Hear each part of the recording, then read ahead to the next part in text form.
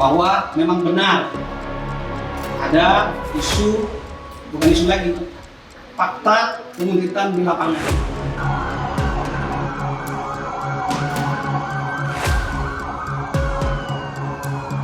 Ini sudah diambil alih oleh jaksa. Karena ini juga sudah menjadi urusan kelembagaan.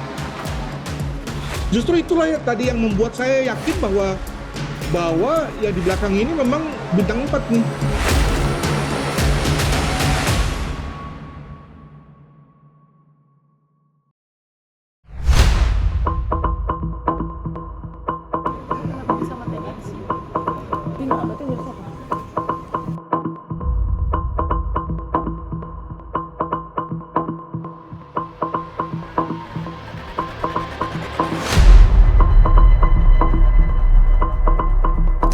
Jaksa Agung Muda Pidana Khusus Febri Adriansyah dikuntit oleh anggota Densus 88. Kejadian bermula saat Febri sedang makan malam di sebuah restoran di Jakarta Selatan.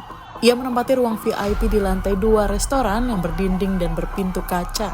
Kemudian dua anggota Densus 88 Iqbal Mustafa dan rekannya masuk dan meminta meja di lantai 2 dengan alasan ingin merokok.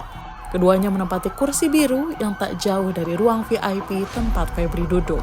Aksi penguntitan oleh Densus itu terdeteksi oleh polisi militer TNI yang mengawal makan malam Jampitsus Kejagung. POM curiga karena Iqbal dan rekannya mengenakan masker dan menunjukkan gestur aneh. Benar saja, kemudian ditemukanlah alat perekam yang diarahkan ke dalam ruang makan Febri. Iqbal Mustafa akhirnya diamankan oleh polisi militer TNI dan diinterogasi. Ternyata di dalam HP-nya ditemukan profiling dari Jampitsus Febri Adriansyah. Saat ini anggota Densus tersebut telah diserahkan ke Biro Paminal Divisi Propam Polri untuk diproses. Bahwa memang benar ada isu, bukan isu lagi, fakta penguntitan di lapangan. Setelah dilakukan pemeriksaan terhadap yang menguntit, ternyata di dalam HP yang bersangkutan itu diketemukan profiling daripada Pak Jampitsus. Ini sudah diambil alih oleh jaksa. Karena ini juga sudah menjadi urusan kelembagaan. Kejadian ini pun menimbulkan sejumlah pertanyaan. Siapakah sebenarnya sosok Febri Adriansyah? Mengapa ia dikuntit oleh anggota Densus 88 Polri?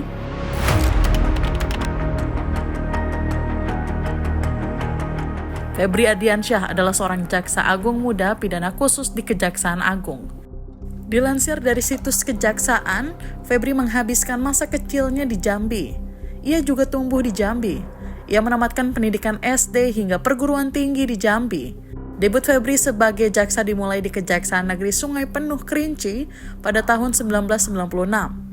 Febri Adriansyah kemudian dilantik menjadi Jaksa Agung Muda Bidang Pidana Khusus atau Jampitsus Kejaksaan Agung pada 6 Januari 2022. Ada 4 kasus mega korupsi yang pernah dan sedang ditanganinya, dengan total kerugian negara tak main-main, mulai dari ratusan miliar hingga ratusan triliun rupiah. Dan kasus teranyar yang sedang ia tangani adalah kasus mega korupsi tambang timah yang disebut merugikan negara hingga 300 triliun rupiah dan melibatkan 22 tersangka. Di antaranya Crazy Rich Pig Helena Lim dan Harvey Mois yang merupakan suami Sandra Dewi.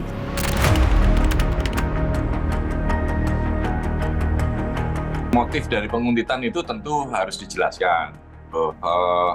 Siapa yang memerintah tentu juga harus diklarifikasi gitu. Karena tidak mungkin seorang bintara muda itu bertindak sendiri. Semua tentu atas perintah. Tidak berani lah, saya melihatnya tidak akan berani seorang bintara muda ini menguntit seorang level bintang 3, Jaksa Agung Muda Pidana Khusus ini kan level bintang 3 gitu. Sama seperti Kabar Reskrim, Kabar Harkam, Kabar Intelkam seperti itu. Tentu sangat tidak elok ya, tidak etis ya. Memang klarifikasi itu penting bagi kepolisian agar Densus yang tugasnya dalam pemberantasan terorisme ini benar-benar fokus untuk melakukan tugas sesuai dengan fungsinya gitu. untuk melakukan pemberantasan terorisme seperti itu. Jangan sampai melebar kemana-mana.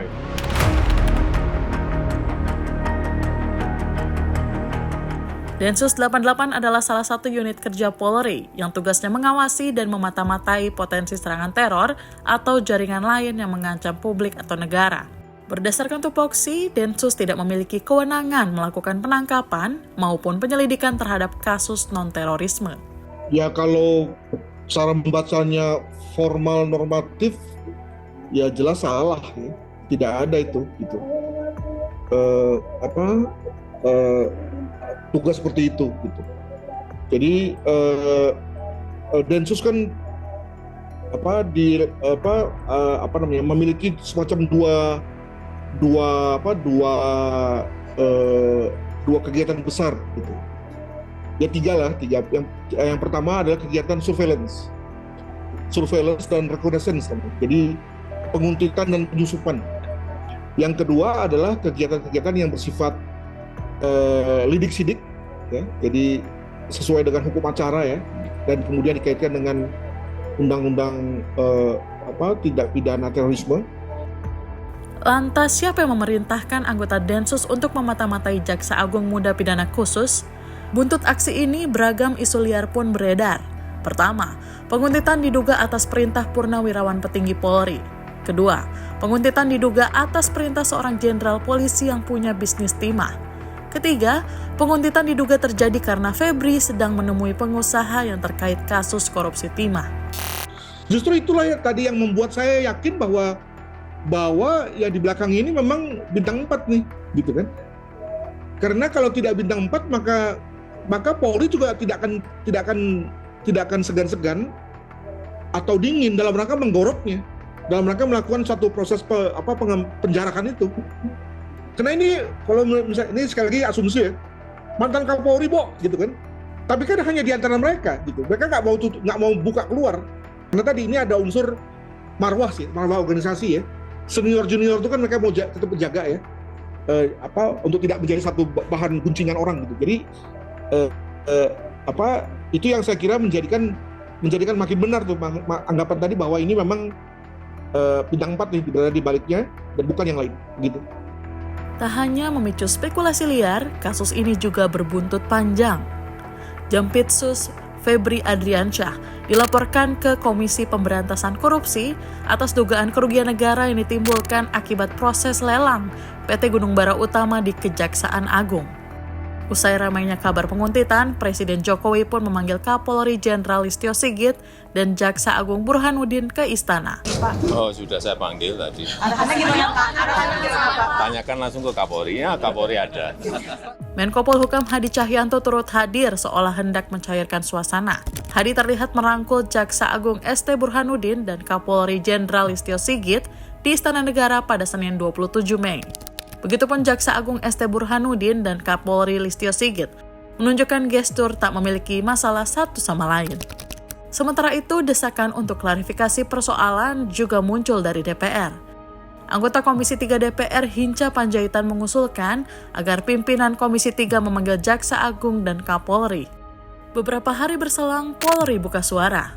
Kadif Humas Polri Irjen Sandi Nugroho mengatakan pimpinan Polri dan Kejagung telah bertemu dan sepakat untuk tak memperpanjang kasus penguntitan jaksa oleh polisi. Ketika hari Seninnya sudah ketemu para pimpinan dan sudah ngobrol bersama, beliau-beliaunya sudah menyampaikan dari versinya masing-masing dan menyampaikan tidak ada masalah. Berarti antara jaksa dan polisi baik-baik saja. Namun mengapa kedua lembaga akhirnya memutuskan menutup masalah tanpa lebih dulu menjelaskannya? Apa yang sebenarnya sedang ditutupi?